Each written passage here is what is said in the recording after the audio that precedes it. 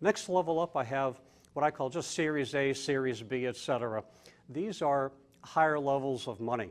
Say if you have the founders putting in, say, $100,000, friends and family 100 more. Angel and seed money typically might be $300,000 to $500,000 in what they call a raise. So if you want to raise $300,000 to $500,000 and it's your first outside money, angel or seed money, that would be a good fit. Series A and B money probably is in the $1 to $2 million range. A very, very high level of investment, but by then you have a significant customer base, and people can see, at least have a much better idea if you're going to make it or not. Customer validation is critical, and if you go out for angel money or Series A and B money, people are going to want, the investors are going to want a lot of documentation on how successful you've been with customers, how many people you're getting as a customer, if you're doing a subscription service, how many people repeat, how many people cancel after the first year, how many people are referring to others, what's word of mouth, what social media say about the products. All these things kind of funnel into what people think about your customer validation. Next level up is venture capital and private equity. Candidly, most angel investors and Series A, B investors really hope the business is sold before you go towards private equity and IPO. Business starts out, they've made maybe 20 or 30 times their investment in that one home run they're trying to hit, and they might get bought by a bigger company. It's called an exit.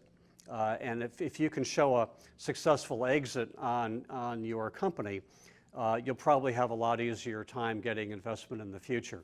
But if you want to continue and grow the business, you're probably looking at venture capital or private equity. And they're in big money. Those are typically in $5, $10 million and higher investments in an ongoing business. Again, they really do expect it to be a fairly successful ongoing business. And then finally, you might look at IPO, the initial public offering or public markets.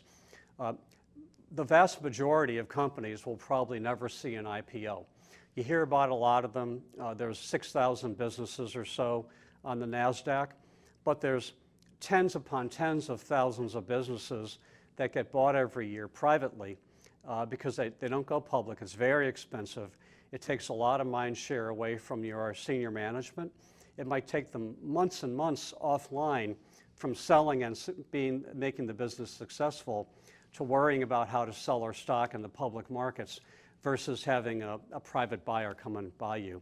A quick note, there's a lot of discussion now on crowdfunding. And in fact, if you look at angel groups, there are a large numbers of members, maybe 50 to 100 members in an angel group. When you appear to the angel group, you have a previous relationship with those investors then. So crowdfunding really has two channels to it.